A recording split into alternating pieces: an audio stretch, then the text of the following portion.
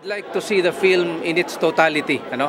Ang bawat bahagi ay nakakaambag sa ikagaganda ng kabuuan.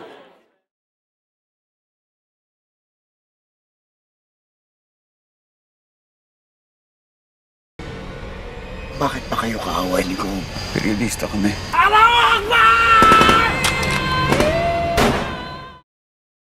Parang timely rin yung story niya kasi it will give us social awareness, what's going on around the Philippines, and not just the Philippines pero around the world, na yun nga may mga media killings na parang hindi ka makatarungan kasi sila yung nagdadala ng information sa atin sa mga mamamayan, tapos sila pa yung pinapas lang ng yung parang walang katuturang pamamaslang. I have documents and evidences to back up my claims. Ako si Claire, journalist na sa Mindanao. Doon ako sa sitwasyon na yon. He would remind us na life or death.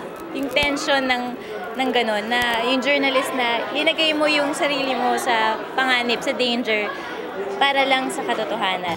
Tama ba yung kursong tinapos natin? Gusto ko lang naman maging matinong reporter. Gusto mo rin kasi maging makabayang reporter. Ay! Bilang isang artista, isa to sa ipagmamalaki ko, kahit pwede kong ipanood sa mga apo ko, sa mga anak ko, na itong klaseng issue hindi biro-biro. Buhay ang tinataya ng mga journalists, buhay ang tinataya ng mga media. So, kailangan din ng bigyan ng pansin ng gobyerno natin yung mga ganitong klaseng problema, lalo na yung mga pagpatay sa mga journalist, sa mga media at sa mga aktivista. Isa rin to sa way, isa to sa parang mapakita namin sa mga biktima na itong pelikula may mga mabulot, may mga mamulat, maging aware sila sa nangyayari sa atin. Worry. Asikasuhin ko to. Some of us treat our job just the way it is. A job that pays.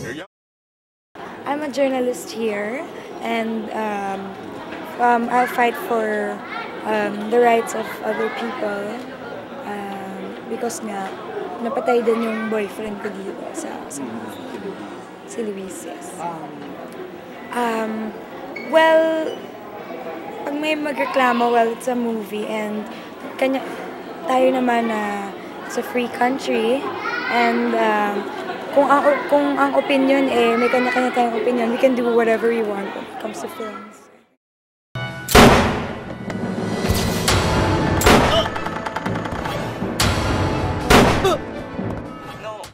Ito ay isang pelikula tungkol sa pagkamatay at pagpatay sa mga journalist noong 2010.